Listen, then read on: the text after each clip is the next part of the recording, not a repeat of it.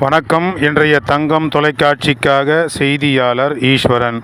வாலாஜாபேட்டையைச் சேர்ந்த திரு எச். நசீர் சாகிப் அவர்களின் இல்ல திருமண விழா, வரவேற்பு விழா, முத்தவள்ளி என்று சொல்லக்கூடிய வரவேற்பு நிகழ்ச்சியில் அனைத்திந்திய அண்ணா திராவிட முன்னேற்ற கழகத்தின் ராணிப்பேட்டை மேற்கு மாவட்ட கழக செயலாளர் எஸ்.எம். சுகுமார் அவர்கள் கலந்து கொண்டு மணமக்களுக்கு பரிசுகள் கொடுத்து சிறப்புடன் வாழ்த்தினார்.